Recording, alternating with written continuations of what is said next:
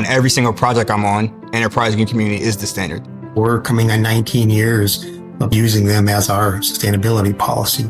It's the standard that we use the most here at Mercy Housing. Enterprise Green Communities has had, quite honestly, a profound impact on the field.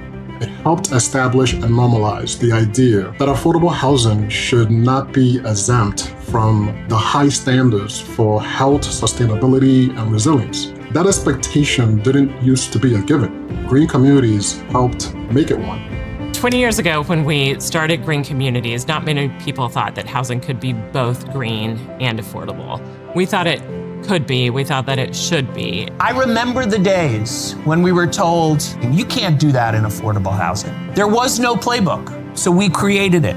We pulled on all of the levers that Enterprise has at its disposal to test that hypothesis. Today, we've certified more than 241,000 homes across the country.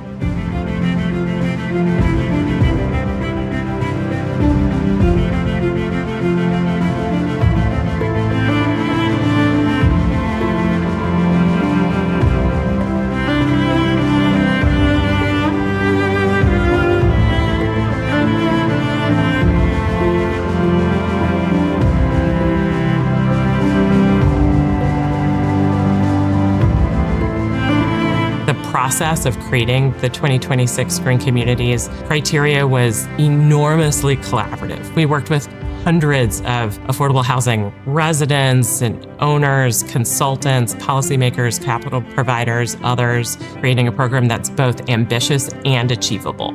What makes the 2026 approach more accessible is that it's organized in a way that better reflects how project teams actually work. By grouping the criteria into clearer themes and creating 3 levels of certification, the framework becomes more intuitive. Users can better understand what's foundational, what's more advanced, and how to align their ambition with their project scope, budget, and capacity. We've set up Green Communities to have flexible pathways depending on construction typology and location.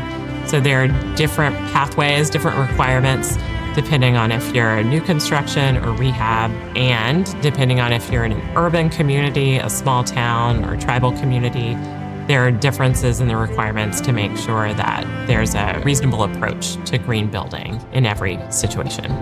The development is already so complicated that any type of flexibility is very helpful when we try to pencil the numbers together or set up the scope. The cost of putting those features in the building are very marginal in comparison to what we can save on operating expenses. So the cost benefits analysis, it's right there. Enterprise Green Communities is a framework that's really valuable for our development managers and for those that are building and then transitioning the property over to property management. It allows for us to develop consistency of the buildings that we build, own, and operate, while still giving us the flexibility to think local in terms of the population that may be served, whether it's in the Midwest, West Coast, Southeast, or other places that Mercy operates. When a building underperforms, it's not just a technical problem. It shows up in higher operating costs. It shows up in residents' discomfort, health risks, and housing stock that doesn't hold up over time.